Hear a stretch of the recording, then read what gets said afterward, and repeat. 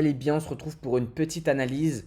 On va voir ensemble ce qui va se passer éventuellement ce matin sur le DAX et sur le Gold. On s'approche des 4000, d'accord? Donc, à mon avis, on va aller les chercher. Ah, peut-être pas aujourd'hui, évidemment. On a eu de belles montées, mais justement, on va analyser ça ensemble. Donc, on est sur le DAX.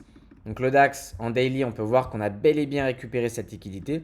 Ça, c'est quelque chose qu'on avait montré à plusieurs reprises, hein, également dans les groupes. On a récupéré cette liquidité pour que le marché remonte. Le marché a bien monté. Ok. Là, on a eu une belle manipulation qui a duré quand même 22-23 jours, donc quasiment un mois de manipulation. Donc, c'était assez logique que le marché explose. Donc, je vais mettre le PDH et le PDL. Hop, j'ai mon PDH qui est ici sur une zone d'equal high. Donc, très intéressant. Cette zone-là va nous intéresser pour la semaine à venir. Ensuite, on va avoir donc le PDL. J'ai déjà noté cette liquidité parce que forcément, ce que je vais m'attendre, pour être plutôt franc avec vous, c'est que le marché fasse éventuellement une correction et vienne corriger à la hausse. Ok. On peut utiliser un outil, d'accord? Alors peut-être il y en a qui ne vont pas connaître, mais on peut utiliser un outil qui est tout simplement le profil de volume à gamme fixe qui nous montre l'endroit où il y a le plus de volume. Donc ça va être pour nous cette zone-là. Ok, donc cette zone-là sera intéressante parce que si on a un retracement de marché, on peut s'attendre à ce que le marché revienne jusqu'ici, ok, stagner, manipuler et repartir à la hausse. D'accord, donc cette zone-là peut être plutôt importante. Ensuite, on va aller sur du 1 heure. Sur du 1 heure, tout ce qu'on a pour le moment, donc on a une petite zone. On a vraiment le PDH, le PDL. Pour le moment, on n'a pas grand-chose. Comme je vous ai dit, moi, ce à quoi je m'attendrais, en fait, il y a deux possibilités. Le marché a déjà récupéré ses liquidités, d'accord? Donc ici, hop, liquidité. Il y a deux possibilités. Première possibilité, le marché va continuer un petit peu à stagner, d'accord? Récupérer le PDL et repartir à la hausse pour récupérer justement le QH et le PDH.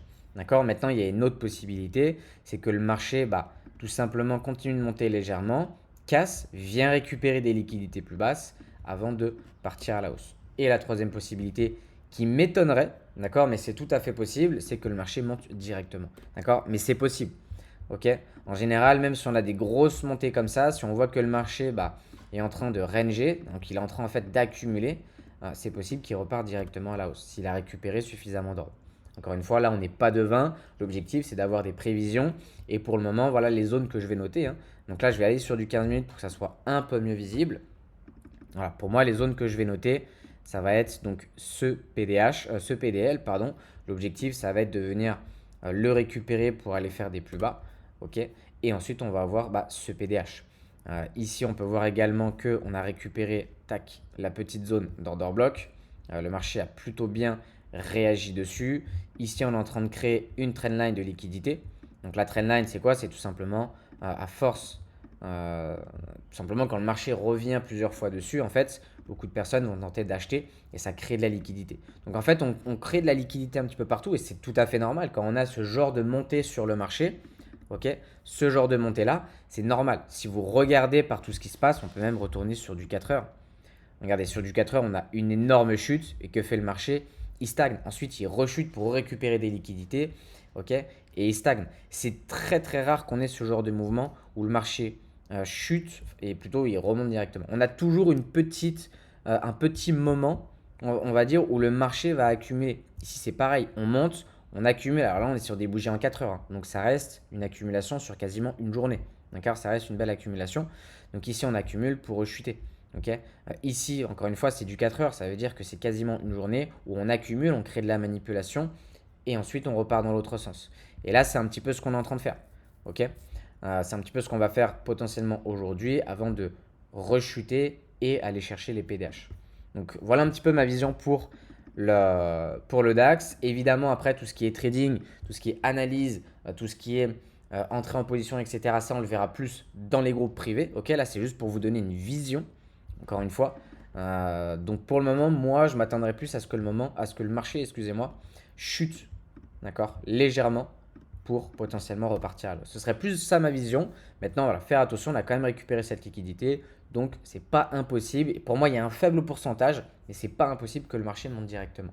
Et ensuite, on va voir un petit peu sur le gold. Donc, le gold, c'est un petit peu pareil. On a une énorme montée du marché, d'accord? Une belle poussée. Donc là, on peut mettre, par exemple, prolongation de Fibonacci. Prolongation de Fibonacci, ça veut dire que tu vas prendre toute ta tendance, par exemple, haussière. Ensuite, tu vas prendre toute ta correction et tu vas avoir en fait cette zone-là qui va te donner un petit peu jusqu'où le marché peut aller. Et on peut voir qu'à chaque fois qu'on arrive dans des zones, par exemple la zone des 0,61, on a une réaction.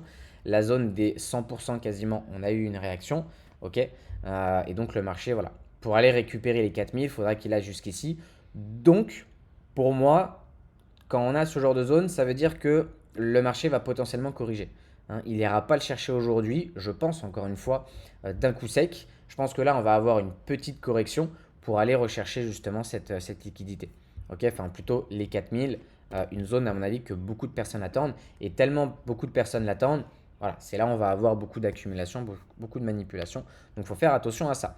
Également, ce qu'on peut notifier, c'est cette trendline. D'accord. Donc, on peut éventuellement s'attendre à ce que le marché nous fasse quelques petites corrections jusqu'à cette trendline pour potentiellement repartir à la hausse. Ok. Encore une fois, le marché fonctionne de liquidité en liquidité. Si le marché vient récupérer la trendline, il viendra probablement récupérer cette zone-là.